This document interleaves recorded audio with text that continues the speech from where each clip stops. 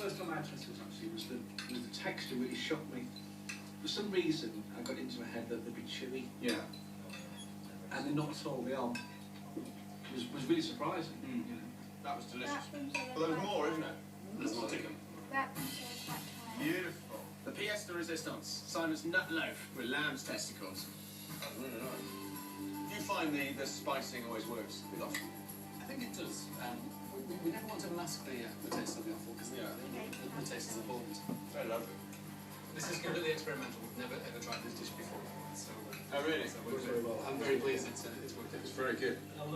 Look, what these guys are doing here is really important. Yes, we've got offal eating in high-end London restaurants, but it's in our own kitchens we need to get to grips with it. So we really should be following their lead. Now that offal club, it was a really interesting night out. Not what I expected at all. And who would have thought 3 really great courses of offal and 3 great recipes. And now I've got another one for you. It is probably something you've tried in the past and maybe forgotten about. It is the Great British Faggot. I'd fancy a go at that. What's a faggot?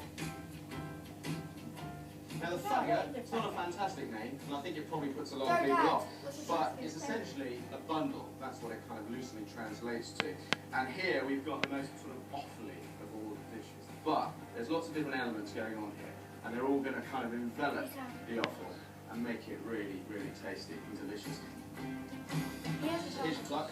We've got the heart, we've got the lungs, and we've got the liver. Let's take a small amount of liver, a bit of the lungs. Now, if you go and ask your butcher for this, they will get very excited because all this usually sort of ends up in the bin.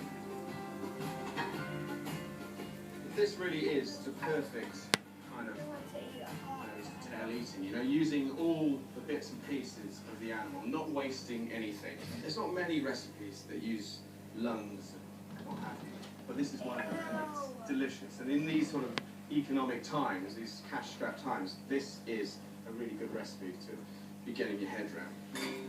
I'm going to boil the offal first in salty water, and it's not in there for long. What you're doing is just kind of softening those strong offal flavours.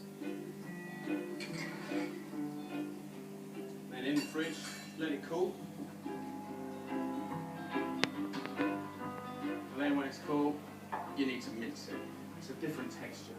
So these are well worth investing in, especially when we make sausages. Just don't put your fingers too far in. That could be awfully messy.